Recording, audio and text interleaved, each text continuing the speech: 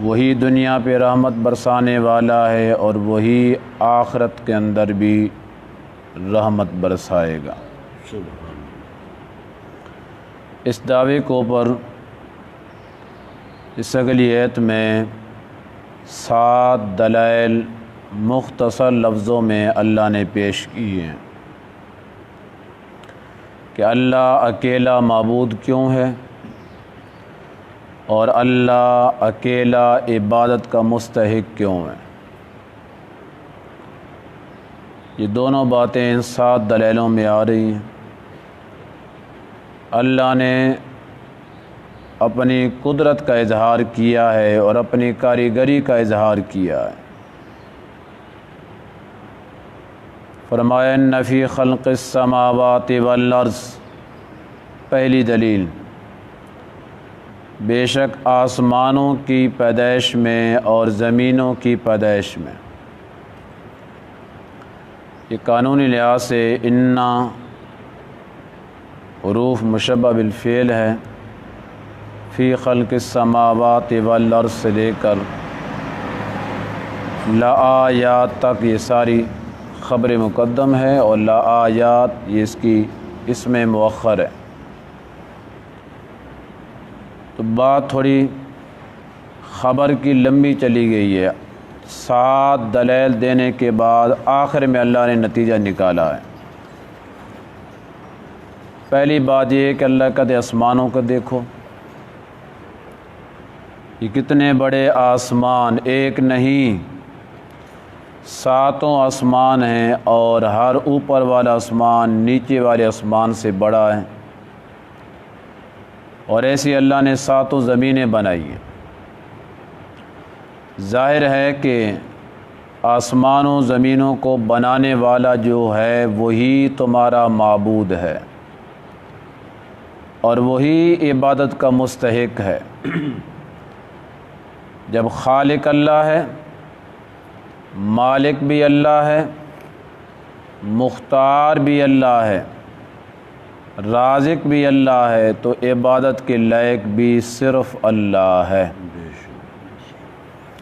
دوسری بات، واختلاف اللیل والنہار،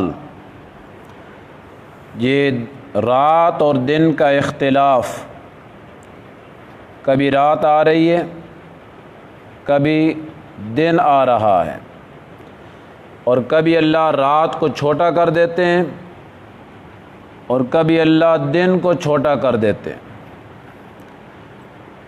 اور رات جب آتی ہے تو اللہ تعالیٰ تاریکی کو لے آتے ہیں، اندھیرا، اور دن جب آتا ہے تو اللہ اجالے کو لے آتے ہیں، روشنی۔ تو اللہ تعالیٰ کہتے ہیں کبھی آپ نے غور و فکر کیا ہے کہ یہ کیا نظام چل رہا ہے؟ کبھی روشنی آ جاتی ہے، کبھی اندھیرا آ جاتا ہے، کبھی رات آ جاتی ہے، کبھی دن آ جاتا ہے، کبھی اللہ راتوں کو بڑھا دیتے ہیں سردیوں میں، اور کبھی اللہ دنوں کو بڑھا دیتے ہیں گرمیوں میں۔ یہ رات اور دن کا جو اختلاف ہے، اس میں اللہ تعالیٰ کی قدرت کے دلائل کھڑے ہیں کہ جو اللہ رات اور دن کے اختلاف کو بنانے والا ہے وہی اللہ تمہاری عبادتوں کا مستحق ہے، اس کے علاوہ اور کوئی نہیں ہے۔ چاہے زبانی عبادت ہے، چاہے مالی عبادت ہے، چاہے بدنی عبادت ہے، ہر قسم کی عبادت کا مستحق صرف اور صرف اللہ ہے۔ تیسری دلیل، وَالْفُلْكِ الَّتِي تَجْرِي فِي الْبَحْرِ بِمَا يَنْفَعُ النَّاسَ، اور کشتیوں کو دیکھو۔ عربی زبان میں فلک جو لفظ ہے مفرد کے لیے بھی یہی استعمال ہوتا ہے اور جمع کے لیے بھی یہی استعمال ہوتا ہے۔ مفرد بھی فلک اور جمع بھی فلک ہے، لیکن یہاں پر جمع والا معنی ہے، ایک کشتی کا اللہ ذکر نہیں کر رہے۔ اللہ کہتے ہیں والفلک، کشتیوں کو دیکھو، یہ بھی میری قدرت کی نشانیاں ہیں۔ التی تجری فی البحر، جو کشتیاں سمندروں میں چلتی ہیں اور بڑا بھاری بھرکم سامان لے کر چلتی ہیں۔ انسانوں کو لے کر چلتی ہیں، کتنے ہزاروں ٹن وزن لے کر کشتیاں پانی کی پیٹھ کے اوپر چل رہی ہیں، اور انہیں چلانے والا کون ہے؟ اللہ۔ اگر اللہ نہ چاہے تو پانی کے اندر اللہ اسے ڈبو کے رکھ دے، اللہ چاہتا ہے تو کئی سینکڑوں کلومیٹر پانی کے اوپر بھاری بھرکم سامان لے کر بحری جہاز کشتیاں لے کر چلتی ہیں۔ اللہ کہتے ہیں وہ آپ نہیں چل رہی، میں ہوں چلانے والا۔ کون ہے چلانے والا؟ اللہ چلانے والے۔ بما ينفع الناس، ان کشتیوں میں نے لوگوں کے لیے بہت بڑا منافع رکھ دیا ہے، کیونکہ جتنا مال زیادہ وہ بحری جہاز اٹھا سکتا ہے، اتنا زیادہ مال اور کوئی گاڑی نہیں اٹھا سکتی، کسی کے اندر اتنی ہمت ہی نہیں ہے، اور وہ بھی پانی کے اوپر۔ سبحان اللہ، یہ اللہ کی قدرت کی دلیل ہے۔ لگتا ہے ایسے کہ ابھی ڈوب جائے گی، جتنا وزن پڑے گا تو جتنا وزن اس کے اوپر پڑتا ہے اللہ تعالیٰ اسے اور زیادہ ترا دیتے ہیں۔ وما انزل اللہ، چوتھی دلیل، اللہ کہتے ہیں اس پانی کی طرف دیکھو جو اللہ نے اتارا ہے، من السماء، آسمان سے۔ پانی زمین کی نیچے بھی ہے، زمین کے اوپر بھی ہے، اور فضا کے اندر بھی ہے۔ بڑی اللہ کی قدرت کی دلیل ہے۔ اگلے پانی کے ذکر آگے اللہ تعالیٰ آگے بھی کر رہے ہیں۔ اس ساری روئی زمین کی نیچے پانی ہے۔ نبی پاک صلی اللہ علیہ وسلم نے فرمایا جب اللہ نے زمین کو بنایا تھا تو یہ ڈولتی تھی اور حرکت کرتی تھی، اسی طرح حرکت کرتی تھی جس طرح چھوٹی کشتی ہو جو لکڑ کی بنی ہو، تو اگر اس کے اوپر اور پاؤں رکھے نا تو وہ ایک طرف جھک جاتی ہے، تھوڑی سی جھک جاتی ہے، دوسری طرف پیر رکھو ادھر جھک جاتی ہے۔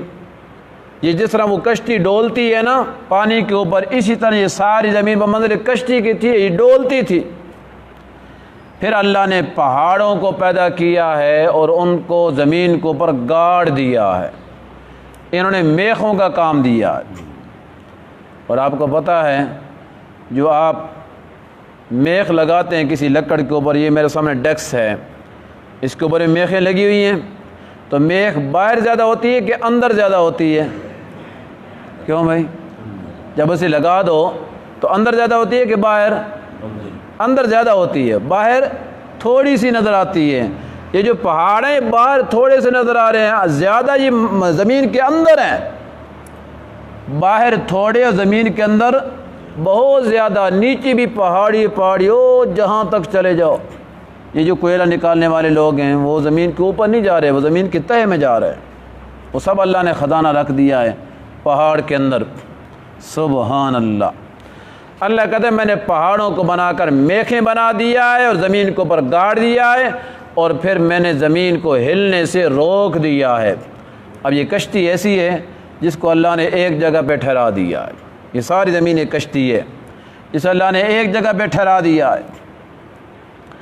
تو اللہ کہتے ہیں میں نے آسمان سے پانی کو نازل کیا ہے، فَأَحْيَا بِهِ الْأَرْضَ بَعْدَ مَوْتِهَا۔ اس پانی کے نازل کرنے کا مقصد کیا تھا؟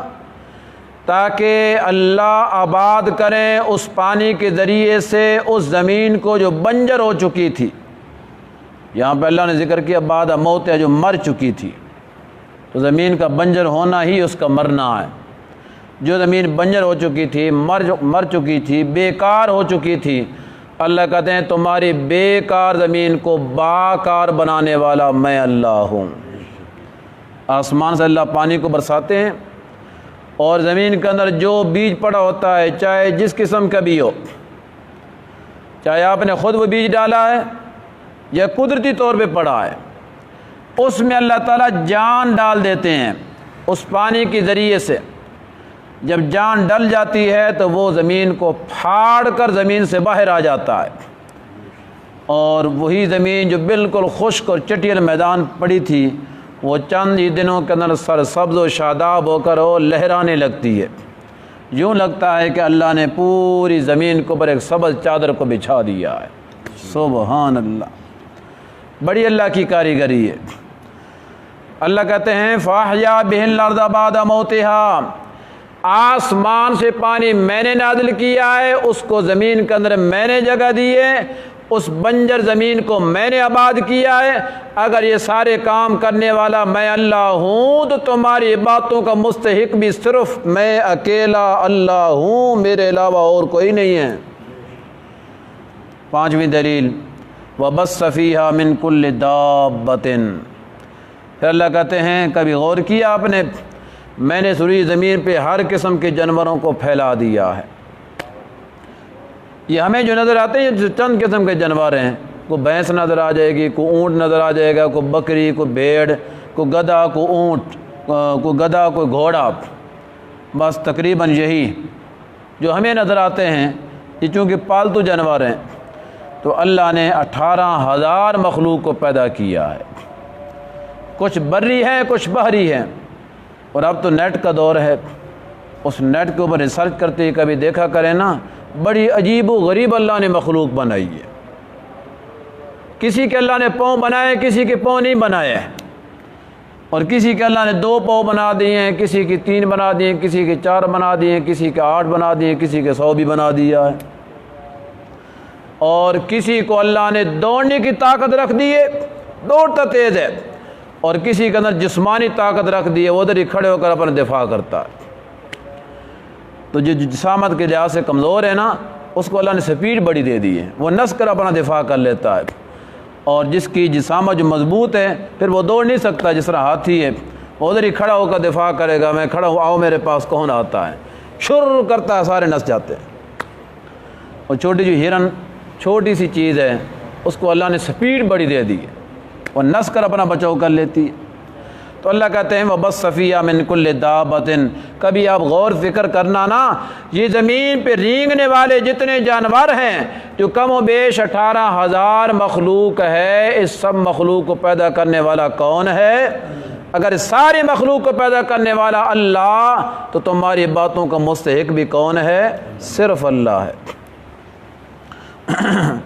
یہ جو مخلوق کی تقسیم ہوتی ہے کہ اتنے ہزار مخلوق ہے، یہ مستقل علماء نے، محدثین نے، مفسرین نے، متکلمین نے کتابیں لکھی اس موضوع کے اوپر۔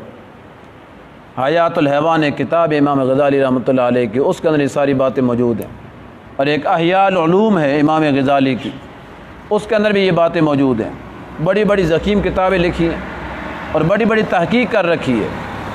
فرمایا وتصریف الریاح، اگلی دلیل، اللہ تعالیٰ ہواؤں کو چلانے والے ہیں اور بدلنے والے ہیں۔ کبھی ہوا کا رخ اللہ مشرق کی طرف کر دیتے ہیں، کبھی مغرب کی طرف کر دیتے ہیں، کبھی جنوب کی طرف کر دیتے ہیں، کبھی شمال کی طرف کر دیتے ہیں، کبھی اسی اللہ ہوا کو ٹھنڈا کر دیتے ہیں، کبھی اس ہوا کو اللہ گرم کر دیتے ہیں۔ ان ہواؤں کو چلانے والا کون ہے؟ اور کبھی اللہ اس ہوا کو آہستہ کر دیتے ہیں، اور کبھی اللہ ان ہواؤں کو تیز کر دیتے ہیں۔ اللہ کہتے ہیں ان ہواؤں کو چلانا، ان ہواؤں کو عدلنا، بدلنا، یہ سب کچھ کرنے والا کون ہے؟ صرف اللہ۔ تو تمہاری باتوں کے لائق بھی کون ہے؟ صرف اللہ۔ والسحاب المسخر بین السماء والارض، اب دوسرے پانی کا اللہ نے یہاں پہ ذکر کر دیا ہے۔ بھلا کبھی دیکھا ہے تم نے بادلوں کو؟ المسخر بین السماء والارض، جو اللہ کے حکم کے ساتھ آسمان سے نیچے زمین کے اوپر فضا کے اندر اللہ کے حکم سے کھڑے ہیں۔ یہ اور زیادہ اللہ کی قدرت ہے۔ پانی کی پیٹھ کے اوپر کشتیوں کا ٹھہرانا بھی اللہ کی قدرت ہے، لیکن یہ اس سے بھی بڑی قدرت ہے، نیچے بھی سپورٹ کوئی نہیں ہے، اوپر بھی کوئی نہیں ہے۔ یوں ہی فضا کے اندر سمندروں برابر پانی فضا میں اڑ رہا ہے، کیونکہ تھوڑا پانی ہوتا ہے، اسی سے تو اللہ تعالیٰ جب برساتے ہیں تو سیلابوں کے سیلاب چڑھ جاتے ہیں، دریاؤں کے دریا، سمندروں کے سمندر چل پڑتے ہیں۔ اللہ کہتے ہیں میری قدرت تو دیکھو نا، میں نے فضا کے اندر پانی کو کھڑا کر دیا، یہ میری قدرت ہے، یہ میری طاقت ہے، میں ہوں کھڑا کرنے والا، اور جب چاہتا ہوں تو اسے چلا دیتا ہوں جس ملک کی طرف، اور جب چاہتا ہوں تو اسے برسا دیتا ہوں، ورنہ میرے حکم سے وہ کھڑا ہے۔ اگر جو اللہ زمین و آسمان کی فضا میں بادلوں کو ٹھہرانے والا ہے، وہی اللہ تمہاری باتوں کا مستحق ہے۔ اس سے آگے آخر میں اللہ تعالیٰ نتیجہ نکال رہے ہیں۔ اللہ تعالیٰ کہتے ہیں لَآیَاتٍ لِقَوْمٍ یَعْقِلُونَ، اب میں ان کو پھر ایک دفعہ شمار کرنے لگا ہوں۔ اللہ کہتے ہیں زمین آسمانوں کو پیدا کرنے والا میں اللہ، دن اور رات اور دن کا اختلاف بنانے والا میں اللہ، والفلک التی تجری فی البحر، اور سمندروں میں کشتیوں کو چلانے والا میں اللہ، اور ان کو نفع بخش بنانے والا میں اللہ، اور آسمان سے پانی کو نازل کرنے والا میں اللہ، فأحیا بہ الارض بعد موتہا، اور اس کے ذریعے سے بنجر زمین کو آباد کرنے والا میں اللہ، وبث فیہا من کل دابۃ، اور روئے زمین میں ہر قسم کے جانوروں کو پھیلانے والا میں اللہ، وتصریف الریاح والسحاب المسخر، اور ہواؤں کو بدلنے والا میں اللہ، اور زمین و آسمان کی فضا میں بادلوں کو ٹکانے والا ٹھہرانے والا میں اللہ۔ اللہ کہتے ہیں لآیات لقوم یعقلون، جس کے اس کھوپڑی کے اندر میں نے عقل رکھا ہے نا، اس کے لیے ان ساری چیزوں میں بہت بڑا سبق موجود ہے۔ وہ میں اللہ کو پہچان سکتا ہے، میں اللہ کی توحید کو پہچان سکتا ہے، اور بھی سمجھ سکتا ہے کہ اس کائنات میں زبانی عبادت ہے، شور پکار، دعا پکارنا، حاجات اور مشکلات میں سورنا، مانگنا، اور اس حاجات اور مشکلات میں اپنی حاجت کو پورا کرانا، یہ پورا کرنے والا کون ہے؟ صرف اللہ ہے، اللہ کے علاوہ۔ اور یہ تمہارے سجدے کے لائق، تمہارے رکوع کے لائق، تمہارے قیام کے لائق، تمہاری نماز کے لائق، یہ سجدہ جو ہے خصوصیت سے یہ تمہاری پیشانی جھکنی چاہیے، جو صرف ایک اللہ کے سامنے، اور کسی کے سامنے نہیں جھکنی چاہیے، چاہے کوئی بڑا سا بڑا پیر اور گدی نشین کیوں نہ ہو۔ یہ سجدہ اللہ کی عبادت ہے، تعظیمی سجدہ بھی اس امت میں حرام ہے غیر اللہ کا، اور عبادتی سجدہ بھی غیر اللہ کا اللہ نے حرام کر دیا ہے۔ چاہے کوئی قبر کا کر رہا ہے تبھی حرام کام کر رہا ہے، چاہے کوئی کسی پیر کے پاؤں میں جا کے سجدہ کر رہا ہے تبھی حرام کا کام کر رہا ہے۔ اللہ تعالیٰ سمجھانا چاہتے ہیں اسی طرح مالی جو عبادت ہے، نظر ہے، نیاز ہے، منت ہے، منوتی ہے، صدقہ ہے، زکوٰۃ ہے، اللہ کے جانوروں میں حصہ ہے اور کھیتیوں میں حصہ ہے، یہ سب قسم کے جو حصے ہیں ان میں حصہ کس کا نکالنا ہے؟ صرف اللہ کا نکالنا ہے۔ اللہ تعالیٰ سمجھانا چاہتے ہیں اگر یہ سب کچھ کرنے والا میں اللہ، تو تمہاری باتوں کا مستحق بھی کون ہوں؟ صرف اللہ۔ الحمدللہ رب العالمین۔